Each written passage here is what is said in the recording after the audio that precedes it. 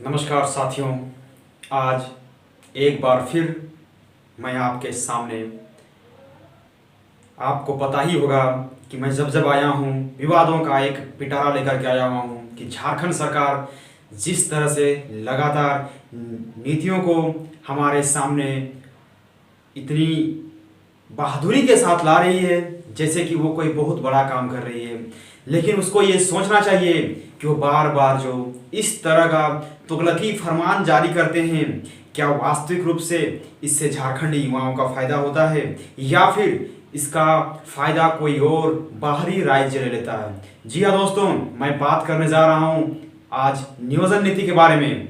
नियोजन नीति आप सबको पता है कि जो भी किसी भी प्रदेश के युवाओं के लिए नियोजन नीति बहुत ही अहम मायने रखती है, क्योंकि वही नियोजन नीति होती है जो उस प्रदेश की बुनियादी विकास को शुरू से लेकर के चरमोत्कर्ष पर पहुंचाती है। तो दोस्तों, आज मैं उसी नियोजन नीति के बारे में बात करने जा रहा हूं।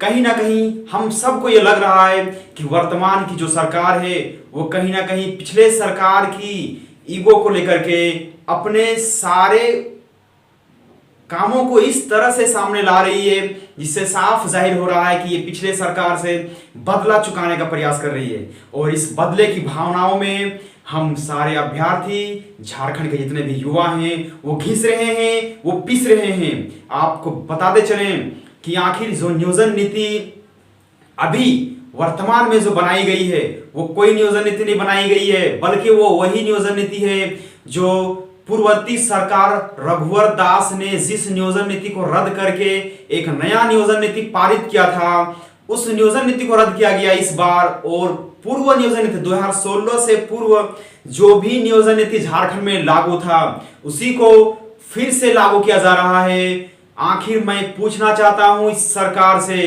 कि ये सरकार आखिर ये बदले की भावना लेकर के अभ्यर्थियों के, झारखंड के युवाओं के भविष्य को क्यों रोकने का प्रयास कर रही है?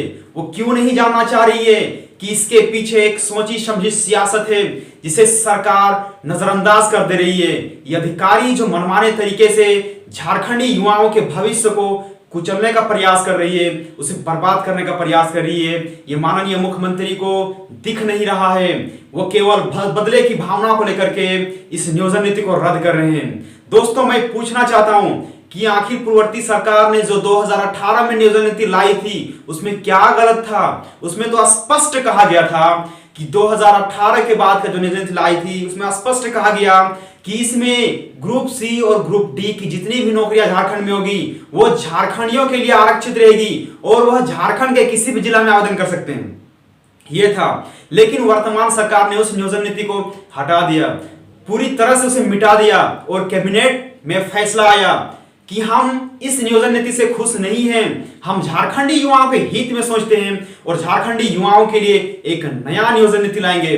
और ये एक ऐसी नियोजन नीति होगी जो केवल झारखंड के यहाँ के जो स्थानीय अभ्यर्थी हैं उनको फायदा होगा, लेकिन ग्रुप डी और ग्रुप सी का जो यहाँ पे जितनी भी नौकरियां हैं इसमें अब जो नियोजन नीति यहाँ पे हमारे सामने आई है इसे बिल्कुल न संशोधित किया गया है और ना ही बनाया गया है।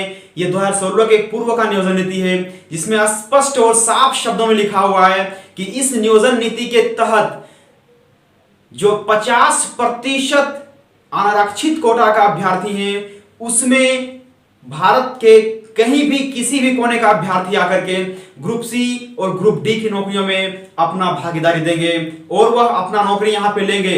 मतलब कहने का कि जो सरकार पहले हमेशा यही बोलती थी कि हम झारखंडी युवाओं के लिए सोच रहे हैं, हम नियोजन नीति बना रहे हैं, हम नियोजन नीति बनाएंगे, जिस कारण से हम इस नियोजन नीति को रद्द कर रहे हैं। कैबिनेट का यह फैसला है कि यह नियोजन नीति हटा देनी चाहिए क्योंकि झारखंडी युवा के हित में नहीं है।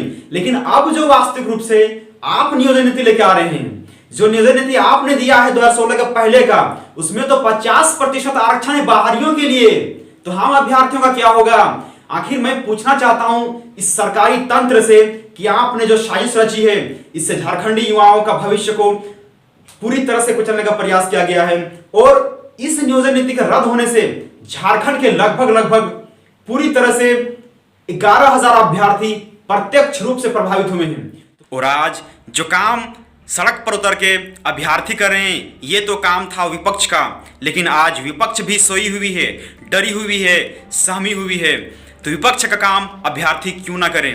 विपक्ष को तो कहीं पे ढकनी पानी में डूब करके मर जाना चाहिए कि झारखंड में इतना गड़बड़ियां हो रही है।